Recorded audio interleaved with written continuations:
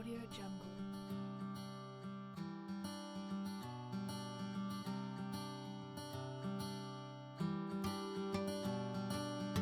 Audio Jungle. Assalamualaikum warahmatullahi wabarakatuh. Berjumpa lagi dengan Ibu Pipit Indria Jati selaku guru mata pelajaran Pendidikan Pancasila dan Kewarganegaraan atau PPKN. Baik, untuk pertemuan kali ini ya, kita akan mempelajari mengenai yaitu perlindungan dan penegakan hukum untuk menjamin keadilan dan kedamaian. Nah, yang pertama yang akan kita pelajari yaitu mengenai hakikat perlindungan dan penegakan hukum. Nah, bisa dilihat gambarnya ya. Saat Anda memperhatikan gambar di atas, hal apakah yang ada di pikiran Anda? Keadilankah, hukumkah, atau pengadilan? Nah, ketiga hal tersebut sangat berkaitan erat dengan gambar tersebut, di mana merupakan cermin proses perlindungan dan penegakan hukum. Kedua hal tersebut sangat penting untuk dilaksanakan di negara kita, karena negara kita adalah negara hukum. Perlindungan dan penegakan hukum merupakan faktor utama untuk mewujudkan penegakan ataupun perdamaian di dalam negara kita. Nah, ini bisa dilihat di layar ya. Ada konsep perlindungan dan penegakan hukum. Nah, nanti ada artinya masing-masing. Nah, untuk perlindungan hukum secara umum yaitu segala upaya pemenuhan hak dan pemberian bantuan untuk memberikan rasa aman kepada saksi atau korban. Nah, untuk penegakan hukum sendiri secara umum yaitu proses dilakukannya upaya tegaknya atau berfungsinya norma-norma hukum secara nyata. Nah, kalian pasti bertanya-tanya, apa sih sebenarnya perlindungan hukum itu?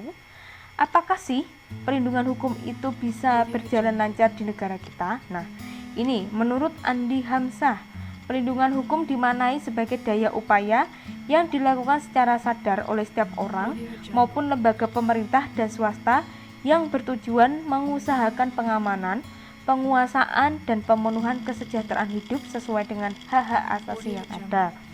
Makna tersebut tidak terlepas dari fungsi hukum itu sendiri, yaitu untuk melindungi kepentingan manusia. Nah, dengan demikian, suatu perlindungan dapat dikatakan sebagai perlindungan hukum apabila mengandung unsur-unsur sebagai berikut. Yang pertama yaitu adanya perlindungan dari pemerintah kepada warganya. Yang kedua yaitu jaminan kepastian hukum. Ketiga yaitu berkaitan dengan hak warga negara. Dan yang terakhir adanya sanksi hukuman bagi yang melanggar. Begitu ya. Yang selanjutnya yaitu konsep penegakan dan perlindungan hukum. Nah, bisa dilihat di layar kalian ya. Itu. Bayangkan, nah, apa yang terjadi apabila di keluarga tidak ada aturan, di sekolah tidak ada tata tertib, di lingkungan masyarakat tidak ada norma-norma sosial, di negara tidak ada undang-undang atau apa yang akan terjadi apabila setiap pelanggaran dibiarkan begitu saja, pelakunya tidak diberikan teguran atau sanksi lainnya. Nah, nanti di negara kita tidak ada namanya kedamaian ataupun keamanan. Nah, karena apa? Karena tidak ada tata tertib maupun undang-undang yang mengaturnya, sehingga masyarakat hidup secara istilahnya tidak aturan, sehingga terjadi kejahatan di mana-mana. Contohnya seperti pencopet, pencurian, pembunuhan, dan sebagainya. Nah, ini sesuai dengan gambar ya. Menurut gambar di atas ini merupakan dampak dari tidak patuhnya hukum. Nah, ini anak sekolah ya. Anak sekolah sedang berboncengan ya, yang satu tidak membawa helm. Ya, itu. Ketika hukum tidak dipatuhi atau dilaksanakan, akan terjadi kekacauan di semua bidang kehidupan. Nah, setiap orang akan berbuat seenaknya atau menghalalkan segala cara untuk mencapai tujuannya. Nah, ini tadi yang sudah dikatakan sama Bu Pipit, sehingga keamanan, ketentraman, dan ketertiban sulit terwujud. Nah, supaya hal-hal yang dikemukakan tidak terjadi, harus diupayakan dilakukannya proses penegakan serta peradilan hukum. Nah, ini Perlindungan dan penegakan hukum sangat penting dilakukan karena dapat mewujudkan hal-hal sebagai berikut. Yang pertama yaitu tegaknya supremasi hukum. Nah, apa sih yang dimaksud dengan supremasi hukum itu? Yaitu hukum mempunyai kekuasaan mutlak dalam mengatur pergaulan manusia dalam berbagai macam kehidupan. Dengan kata lain, semua tindakan warga negara maupun pemerintahan. Yang kedua yaitu tegaknya keadilan. Tujuan utama hukum adalah mewujudkan keadilan bagi setiap warga negara. Setiap warga negara dapat menikmati haknya dan melaksanakan kewajibannya merupakan wujud dari keadilan tersebut. Selanjutnya yaitu mewujudkan perdamaian dalam kehidupan di masyarakat. Kehidupan yang diwarnai suasana yang damai merupakan harapan setiap orang. Perdamaian akan terwujud apabila setiap orang merasa dilindungi dalam segala bidang kehidupannya. Nah, ini ada gambar. Selanjutnya kita akan mempelajari tentang bab B, yaitu peran lembaga penegak hukum dalam menjamin keadilan dan kedamaian. Nah, ini yang pertama yaitu peran Kepolisian Republik Indonesia atau yang disingkat dengan Polri. Nah, Kepolisian Republik Indonesia atau yang sering disingkat Polri merupakan lembaga negara yang berperan dalam memelihara keamanan, ketertiban masyarakat, menegakkan hukum, serta memberikan perlindungan, pengayoman, pelayanan kepada masyarakat dalam rangka terpeliharanya keamanan dalam negeri. Nah, dalam bidang penegakan hukum, khususnya yang berkaitan dengan penanganan tindak pidana, sebagaimana yang diatur dalam KUHP, Polri sebagai penyidik utama yang menangani setiap kejahatan secara umum dalam rangka menciptakan keamanan dalam negeri. Nah, ini menurut pasal 16 Undang-Undang Republik Indonesia Nomor 2 Tahun 2002 tentang Kepolisian Republik Indonesia atau Polri telah menetapkan kewenangan sebagai berikut, yaitu A. Melakukan penangkapan, penahanan, penggeledahan, dan penyitaan. B. Melarang setiap orang meninggalkan atau memasuki tempat kejadian perkara untuk kepentingan penyidikan. C. Yaitu membawa dan menghadapkan orang kepada penyidik dalam rangka penyidikan. D. Menyuruh berhenti orang yang dicurigai dan menanyakan serta memeriksa tanda pengenal diri. Nah, yang kedua yaitu setelah tadi polisi, yang pertama yaitu Kejaksaan Republik Indonesia perannya. Nah, nanti ini ada artinya dulu. Nah, Kejaksaan Republik Indonesia adalah negara yang melaksanakan kekuasaan negara khususnya di bidang penuntutan. Nah, penuntutan ini merupakan tindakan jasa untuk melimpahkan perkara pidana ke pengadilan negeri yang berwenang dalam hal dan menurut cara yang diatur dalam undang-undang, dengan permintaan supaya diperiksa dan diputuskan oleh hakim di sidang pengadilan. Yaitu keberadaan Kejaksaan Republik Indonesia ini diatur juga dalam undang-undang, yaitu pada nomor 16 tahun 2004 tentang Kejaksaan Republik Indonesia.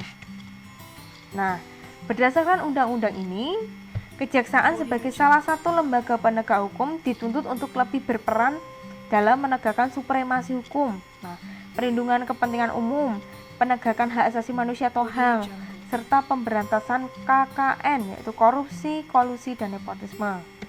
Nah, Kejaksaan RI ini sebagai lembaga negara yang melaksanakan kekuasaan negara di bidang penuntutan harus melaksanakan fungsi tugas wewenangnya secara merdeka, terlepas dari pengaruh kekuasaan lainnya, ya anak-anak. Jadi harus merdeka, tidak ada paksaan atau tuntutan dari manapun. Yang nomor 3 yaitu hakim sebagai pelaksana kekuasaan kehakiman. Nah, ini peran hakim ini. Nah, nanti ada pengertiannya tentang hakim. Nah, ini di Indonesia perwujudan kekuasaan kehakiman diatur sepenuhnya dalam Undang-Undang Republik Indonesia Nomor 48 Tahun 2009 tentang kekuasaan kehakiman, yang merupakan penyempurnaan dari Undang-Undang Republik Nomor 4 Tahun 2004 tentang kekuasaan kehakiman. Nah, ini arti dari hakim. Hakim adalah pejabat peradilan negara yang diberi wewenang oleh undang-undang untuk mengadili. Mengadili merupakan serangkaian tindakan hakim untuk menerima, memeriksa, serta memutuskan perkara hukum berdasarkan asas bebas, jujur dan tidak memihak di sebuah sidang pengadilan berdasarkan ketentuan perundang-undangan. Yang keempat yaitu peran advokat dalam penegakan hukum. Nah ini, advokat adalah orang yang berprofesi memberi jasa hukum baik di dalam maupun di luar pengadilan. Jasa hukum yang diberikan berupa konsultan hukum, bantuan hukum, menjalankan kuasa mewakili, membela, mendampingi, serta melakukan tindakan hukum. Adapun tugas dari advokat secara khusus yaitu membuat dan mengajukan gugatan, jawaban, tangkisan, sangkalan, memberi pembuktian, mendesak segera disidangkan atau diputuskan perkaranya, dan sebagainya. Di samping itu, pengacara bertugas membantu hakim dalam mencari kebenaran dan tidak boleh memutarbalikkan fakta ataupun peristiwa demi kepentingan kliennya agar kliennya menang dan bebas. Yang kelima yaitu peran Komisi Pemberantas Korupsi atau KPK.